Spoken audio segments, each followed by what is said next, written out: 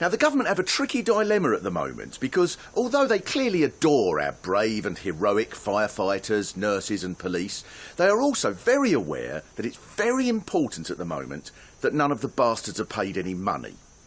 Now, one way they might get round this is agreeing that from, say, April 2018, they add extra words in front of their jobs. So instead of being brave and heroic firefighters, they'll become brave, heroic, glorious, slender but sultry, powerful and yet irresistibly seductive, dripping with strength, and yet firefighters that are also very good at art.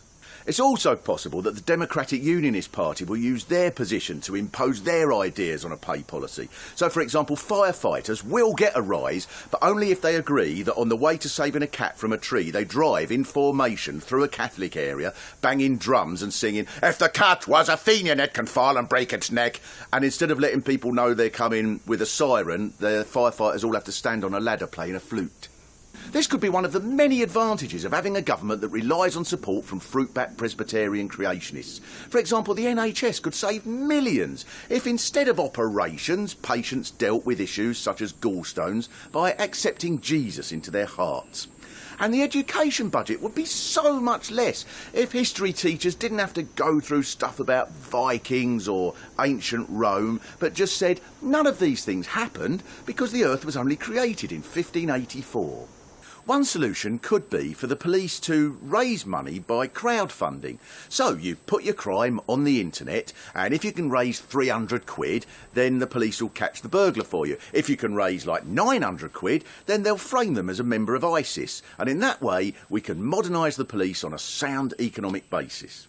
Similarly, health service unions complain that so many of their members now rely on food banks. But rather than mucking about with their wages, one answer to this would be to introduce a grape tax. So everybody coming in to visit a patient in a hospital with a bunch of grapes has to take 4 grapes from each bunch and give it to a nurse. But the important point is to maintain a sound policy on economic issues in the strong and stable manner promised by this government, and it's to their credit that they retain a consistent policy on issues such as the pay freeze, even when they're under pressure, which is to maintain it and then to scrap it and then to freeze it and then to reintroduce it and then to maintain it but only on Tuesday mornings, and then for half the government to insist that they never supported it and that all their statements over the last 2 years saying they supported it should in no way be interpreted as meaning they in any way supported it, and they do that every single day because they're strong and stable. But their most important point is that it's absolutely vital that we all become worse off, as that is the only sound economic way that we can all make sure we're all better off. Because it's the first rule of economics that the worse off you are, the better off you are. That's why when an economy is working to maximum efficiency, your most treasured workforces will receive their salaries and go, "Brilliant! I've been paid a bunch of wild berries and a recipe for making soup out of polystyrene cups and slugs. We're rolling in it!"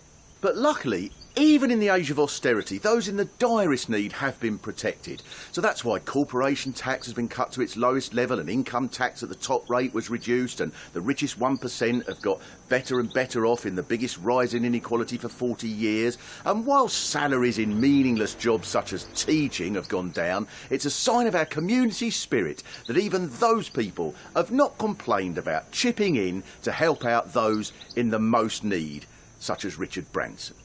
And now Labour are planning to ruin everything, not by spending more money, but by spending the same amount but on different things. So instead of tax cuts for the wealthy, they'll spend it on firefighters and the health service and scrapping tuition fees.